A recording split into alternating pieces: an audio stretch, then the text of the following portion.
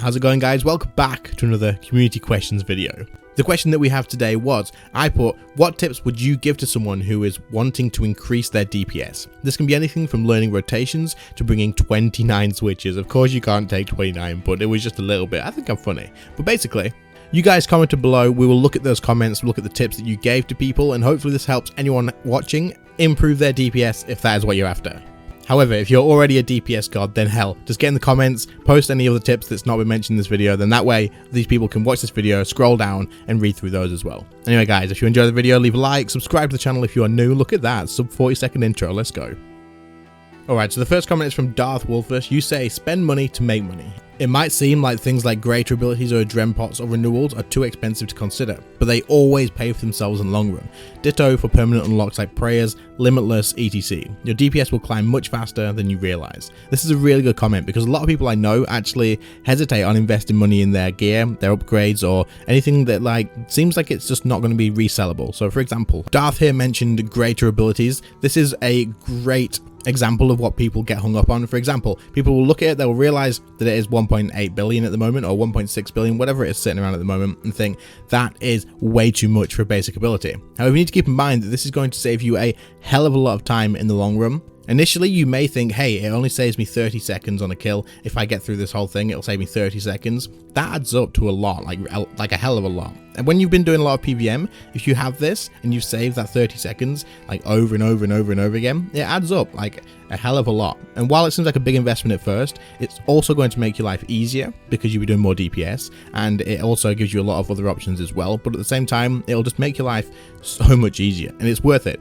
You may think, oh, I'm going to spend 1.6 bill on one ability, but at the end of the day, if it makes your life easier, if it gets you through the bosses faster, if it gets you more drops, it will pay itself off. Buying things like the tier 99 curses is also another thing that is stupidly expensive, but at the same time, so damn worth it. Like, it is a huge DPS increase, and it's permanent, and it is something you just need to pray at the altar to get it back for. There's no upkeep and money for it, except for using the prayer potions during a fight, for example. Things like Limitless, that helps out so much. You won't even believe. I put off buying Limitless for so damn long. However, I definitely regretted doing that once I bought it and realized that this is making my life so much better, because you can fire off thresholds faster when you're in like a death swiftness and stuff. It just means you can get the thresholds off twice, 3 times maybe. It honestly, things like this help a lot, and you should definitely invest in making your kills better, because otherwise what's the money doing? I also wanted to just make sure I add on the end here that you don't get caught up in the fact that, you know, all you need to do to increase your DPS is buy stuff, because it is not, and you'll notice that through the rest of this video. But I just wanted to make it clear that if you buy the max best in slot gear, someone who has experience will likely do better than you, even if they did have like lower level gear by a decent amount. The next comment says your DPS will naturally increase just with practice. This is something that I see overlooked in every single DPS guide. This one is so true and so important to actually keep in mind, because it really will. Like, you're going to be in places, you're going to be doing, say, Raksha, for example, and you're going to start off bad, because that's just how it's going to be.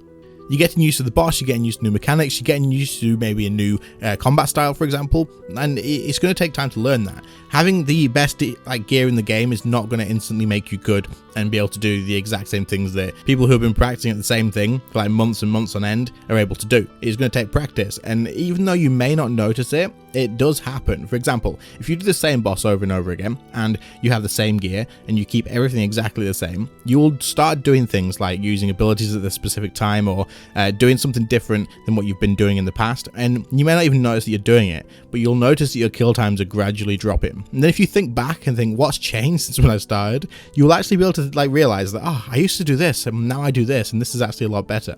There's so many things that you can actually do and apply while you're doing like bossing or doing any sort of PVM that you can increase your DPS without even thinking about it. But this all comes with practice, and it is natural for you to just pick it up as you go along.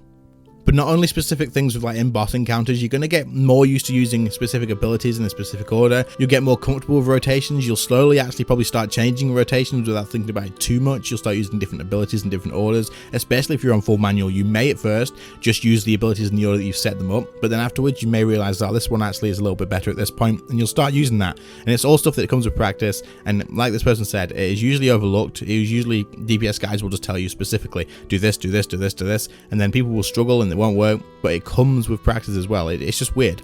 This is the exact reason why you look at someone who has the exact same gear or less gear than you, and they're doing more DPS than you are. This is the reason. They've just got more practice, they've got more experience, and they've invested more time into it. You will get there. The next comment says, reading the ability tooltip and learning the different effects. Some abilities have interactions that change the priority of casting, and makes a big difference in how you do overall. This one is really important, and this is like a free way to increase your DPS, because it will do that. It will increase your DPS. Doing this is so important, especially for you guys on Revolution. People here that are on Revolution, just tell me the truth in the comments now, right now. How many of you have just been on Revolution since you started and you have no idea what your abilities actually do as side effects? Maybe some of you didn't even know that they have extra effects other than just doing damages and maybe have a stun, but other ones do have effect. For example, Rack, if you use it after a stun, if you use it on a bound target, it will increase its damage a hell of a lot. So using it by itself, it's pretty weak, but if your target is stunned or bound, it will increase that damage, and it makes it as strong as Asphyxiate, I believe. But this is something that is really important to do. You definitely want to just put your mouse over your abilities and read what the extra effects do. Things like bleeds, if you put a bleed on a target, you can walk them and it will triple, double, whatever to the damage. And while I'm sure that's more of a common knowledge thing to most people, it is probably something that a lot of you guys didn't actually know about as well. If you walk a target by just walking underneath them, then that will move as well. When you put a bleed on them, you will increase your damage a lot. And if you aren't doing this now, but you can do this in the future from bosses like a Raxor or anywhere like that, and Nex, for example, you are going to increase your DPS like just straight away just from doing that, just from knowing that one thing.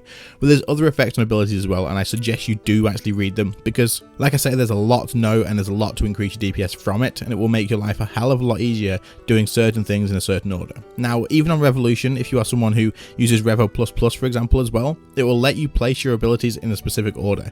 Now, I'm sure a lot of you guys that are like this have probably asked for a Revolution bar off somebody, and then when you've got it, you've just gone ahead and just used it. You've probably not actually looked at why the abilities are in that order specifically, and there could be a better way of doing it. If you just took one from someone who was learning as well, there may be another way of doing it, and there may be a better way to increase your DPS, because honestly, using specific things after one another is a hell of a lot better. For example, Needle Strike will be a flat increase in damage. Using Concentrated Blast is given a increase in crit chance on your next attack. Like, this is all stuff that you should know about, because it is a huge free DPS increase. This one should be a pretty nice, easy, quick one to cover. It says, get Sunshine or Death Swiftness as soon as possible. Use as soon as it's off cooldown, and read the abilities and have knowledge of them. Walking targets with bleed is something small and simple, but big DPS increase. So they've mentioned the thing on the last one where you want to have knowledge of your abilities, and I mentioned the bleeds as well. So that's pretty awesome. That just backs up exactly everything. But at the same time, the first bit is what I wanted to talk about in this one, and it's saying get Sunshine and Death Swiftness as soon as possible, and use them as soon as it's off cooldown. Death Swiftness and Sunshine you get from the World's Weight quest. If you don't have them, get them. They are ultimate abilities that will give you a huge DPS increase, and you want to be using them pretty much whenever you get the chance. You may not use them as soon as they're off cooldown, because there may be abilities or something coming up as soon as it's ready, and you don't want to use it then, and then you get forced to not be able to stand in it. But it's like a circle on the ground. You've probably seen it. You circle on the ground, you stand in it, and when you're in it, you do way more DPS than if you didn't have it. So it's definitely worth doing, and usually you would use Death Swiftness or Sunshine, then usually use an Adrenaline Potion, and then you'd build up to thresholds. And the same goes with melee as well. You already have Berserk unlocked, so you don't have to do any quests for it, but you want to start using Berserk if you don't already. It's the same thing. It's an ultimate that will make you increase your damage. However, it does make you take more damage as well, but keep that in mind, that's only for melee. But as soon as you pop that Berserk, you want to use an Adrenaline Potion, build your way back up, and just do as much damage as you can. That is going to be the core of your DPS. That is going to be the main rotation that you focus on, getting a DPS ultimate down, and then focusing on more DPS while you're inside that rotation. This will be an extremely important part of it, and there's plenty of guides on YouTube that will tell you exactly what to do when you're inside a Death Swiftness or a Sunshine. But like I say earlier on, it doesn't need to be the specific thing every single time, as you are going to be in different situations. Sometimes there's going to be different mechanics you need to deal with. There's going to be different timings on stuff. You will get a feel for this. This will come with practice. Usually you want to fire off just as many thresholds as you can. That should be your goal. Get as many thresholds, as many high damaging abilities as you can out. But the main thing is that you're using Sunshine, you're using Death Swiftness, and you're using Berserk. These are really important to use. If you don't use them, get them on your action bar, get them keybound. You want to use them. So I absolutely love this comment. I think it's really good, and I think it's really important for a lot of people to know and to consider, because I know a lot of people do this and it stresses them out. Not only does it cause burnout, but it causes you probably to do worse than if you just pay attention to what this comment says. This is really important. I want a lot of people who are learning DPS, specifically the people who are getting into it and sort of looking at other people and stuff, to take this into account. It says, do not compare yourself with YouTubers or pro PVMers. Compare yourself with your last kill. Look out for improvement. Try to use different skills for different situations. Best DPS will come with time. You can still see videos to get inspired by. So what this person is saying is compare yourself to yourself. Do not look at what everyone else is doing and think, why can't I do that? Look at other people, yes, do still do that. They said this as well. Pay attention to what the other people are doing and take notes, but don't say, why are they getting a 2-minute kill but mine's 4 minutes? They have been doing this for years. They've been doing it for months and months on end. They've been practicing and putting loads of effort in. You definitely don't want to be comparing yourself to them. You can look at them for improvement. You can look at what they do and copy them and mimic what they do to get better. That is absolutely perfect. That's brilliant. That's what I do as well. That's what a lot of people do. You want to look at how to do things the right way and do it like that. But if you end up still with less time, do not get stressed out. It is still experience. It'll still practice. It is still stuff that you should be doing. Like this person said, compare yourself to your last kill. Look for how to improve. A good way to do it, if you're really, really serious about it and you want to get like really, really good at it, a good thing you can do is actually record yourself doing the kill. And if it was a bad kill, watch it and say, right, what did I mess up and how do I fix that mess up? And just work on things one at a time. And then once you've got used to it, then do the same thing again, look at what you did wrong again, and then work on the next bit. And then eventually you'll realize that actually I could do this now. But having that to go back to and actually take a look at and realize what you did wrong, when you may think that you've not done anything wrong and you just sort of get into the end and it was just slow for some reason, you didn't crit enough or something like that. But having that to go back and look at, you'll realize that there was some stuff in there that you can improve. But to avoid getting off track, the main point is don't compare yourself to the pros. Look at them for improvement, but don't compare yourself to them like exactly. Just make sure that you look at yourself, look at how you can improve from what you've done, and then you'll slowly see that you're actually getting better and better. If you increase your kill record by 3 seconds here and there, even a 1 second improvement is an improvement. So just keep at it and you will get there. And like I say, just stop comparing yourself to people that have done it for a hell of a lot longer. The next comment is from True Camo, and you say upgrade your weapons before your armor. Higher level weapons will increase your DPS a lot more than the increased style bonus from higher armor. This is very true, and it's a nice and quick, easy one to cover, so it shouldn't take too long. But basically, you want to upgrade weapons first, as the damage, the accuracy, all that sort of stuff is way more important than getting an extra few bits of stats in your actual armor. Of course, armor is important as well at some point, but in most situations you always want to upgrade your weapons first. In fact, I say in pretty much all situations you want to upgrade your weapons first. This is going to help out a hell of a lot. You definitely want to do this, as if you can kill a boss quicker, you actually take less damage. So having lower level armor is something you can definitely get away with as long as your weapons are good as well.